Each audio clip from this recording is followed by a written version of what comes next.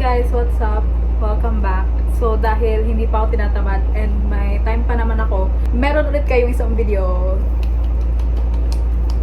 Ngayon, pag-uusapan natin ang bagsik ng second sem sa pera. Kasi, wala lang. Nakasurvive naman ako ng second sem, pero yung wallet ko, hindi siya nakasurvive. Kukunin ko para may proof ako na wala na naman yung wallet ko. Wait. So, dalawa yung wallet ko. Itong dalawa. Parehas silang naghihingalo na. Wow! Wala siyang laman! Taang gastos ko. Titignan natin dito sa zipper. Wait lang. Uy, may laman naman siya. Tig-pipiso. Oh my God! Wait, silipin natin tong isa kasi medyo mas mabigat siya. Ito yung coin purse ko. Coins lang ulit. Meron naman siyang 20 na coin. So, sa isip ko nito, nung meron ako nito, sabi ko, okay, mayaman pa ako, may pera pa ako kasi may 20 pa akong coin. So, makikita natin kung paano naubos yung laman ng dalawa kong wallet. Wala akong ATM. Baka isipin nyo na, kaya walang laman yung wallet kasi nasa ATM. Hindi, wala lang talaga akong pera. Okay? Nag-keep track ako ng expenses ko starting January hanggang end ng school year. So, literal na bagsik lang siya ng second sem sa expenses. Tinago ko lahat ng resibo, lahat ng natatandaan kong resibo. Pinagsama-sama ko sila and i-compute natin silang lahat ngayon. This is the gist of how much I spent. Ay, hiningal ako. Biyasan yung baga ko. Wait lang, mag-i-inhaler muna ako. Okay, buhay pa ako. Let us begin. Wait, ang weird niya palang sabihin. Let us begin. Bahala kayo dyan. Hi guys, Editor Carla here. So I just wanted to let you know na last year ko pa to film and inedit, and sa video na to maraming times na bumili ako sa McDo and also sa Starbucks. So gusto ko lang pong i-clarify na last year pa po to, and it's been so long since I have purchased from those stores kasi alam ko naman po yung nangyayari ngayon sa mundo. Like, I do my research and shit. So I just wanted to give a disclaimer na hindi na po ako kumakain sa McDo and sa Starbucks, and i-boycott natin yung mga nagsusupport sa genocide. And also, please always be informed about what's going on in your surroundings as well as other people's surroundings. So, yun lang, bye. Enjoy the video. So, pinakaunang purchase, January 7, Big Bro, that was 39 pesos. Next, Macau, milk tea ulit.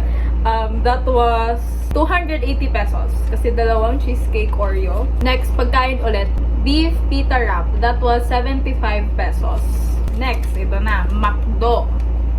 59 pesos. January 18.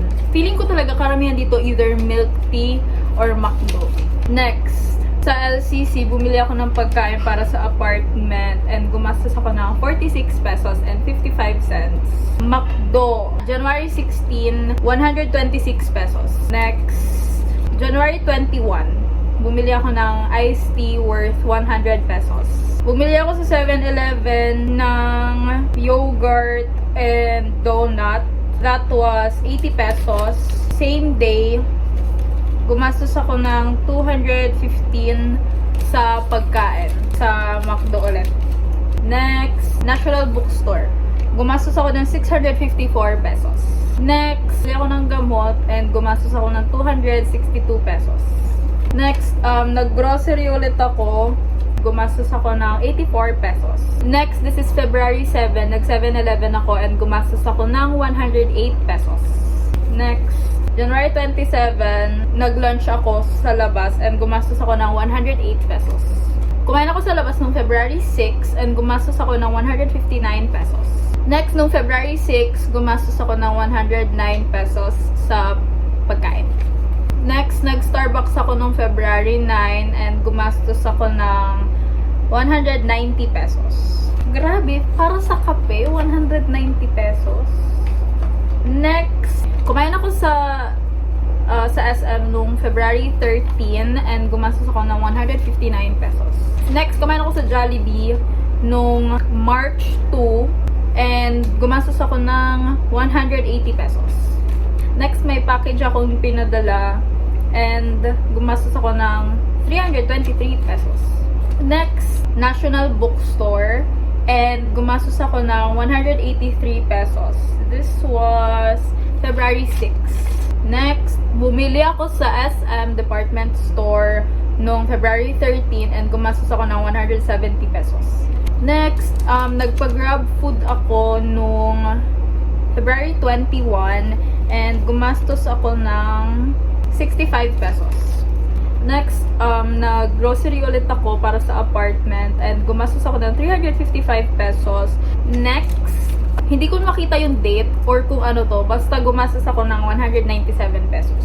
Next, grab food na naman. Nag-order ako ng shawarma wrap na buy one take one large and gumastos ako ng 118 pesos during February 21. And then, McDo na naman, pero sa Sorsogon to. Gumastos ako ng 59 pesos. This was March 6. Next, McDo na naman. Nag-McDo ako nung March 11 and gumastos ako ng 135 pesos. Grab food yun. Next, nagpa-grab food ulit ako nung March 14 and gumastos ako ng 308 pesos. Next, nag 7-Eleven ako nung March 13 and gumastos ako ng 41 pesos. Next, nag-McDo na naman ako and gumastos ako ng 75 pesos nung March 13. Anong meron nung March 13? Ba't parang dami kong ginastos? Next, nag-Angel's Pizza kami ng friends ko and gumastos ako ng 195 pesos. This was March 26. Next, nag-McDo na naman ako nung March 13 ulit. Bakit ang dami kong gastos nung March 13? Okay, nag-McDo ako nung March 13 and gumastos ako ng 92 pesos. Next, bumili ako ng concealer sa SM Department Store and gumastos ako ng 199 pesos. Next, nag-Starbucks ulit ako nung March 21 and gumastos ako ng 265 pesos. And naalala ko to kasi memorable purchase to for me kasi hindi ko naman nagustuhan yung kape ko and gumastos ako ng 200 pesos sa isang kape. And hindi ko siya nagustuhan. Brain muna bago bili. Next, nag 7-Eleven ulit ako nung March 21 and gumastos ako ng 41 pesos. Next, nag-Serenity ako and gumastos ako ng 135 pesos. Next, nag-Gongcha ako, so milk tea na naman, and gumastos ako ng 145 pesos. April 1. Next, nag-Starbucks ako and gumastos ako ng 170 pesos para sa iced matcha. Next, nag-Gongcha ulit ako and gumastos ako ng 145 pesos. Then, nag-McDo ulit ako and gumastos ako ng 92 pesos. Nag-Samgyup ako and gumastos ako ng 229 pesos. And last, yung pinaka-last kong gastos for this school year is sine. Pero isang ticket lang yung bibilangin natin kasi isa lang naman yung ticket na binayaran ko. Sadyang ako lang yung bumili kasi ako yung extrovert sa aming magkakaibigan. So ako yung bumili, kaya nandito sa akin yung buong resibo. Ba't ako nag-explain? Walang magpakialam. Gumastos ako ng 260 pesos sa sine and gumastos ako ng 115 pesos sa food tapos 150 pesos sa milk tea. Yun lahat ng gastos ko for the second semester of my freshman year in college. So, wait lang, magko-compute muna ako. And good luck to me. Okay, so, na-compute ko na. And, hindi ko pa siya na-compute. Nalista ko pa lang. Like, dito, sa spreadsheet. And, we will total them together. Kinakabahan ako. Kasi, may expose ako. Okay. So, titignan muna natin. Titignan ko muna. Wait lang. Gumastos ako ng a total of 6,634 pesos. And ilang buwan lang yung second sem? January, February, March, April, May. Sa 5 months, napagastos ako ng 6,634 pesos. So, ayan, na-expose na ako. Pwede nang mandog show lahat ng mga nagtatawag sa aking burgis. Pwede nang mag-comment lahat ng mga, ina-argue nila na mayaman daw ako.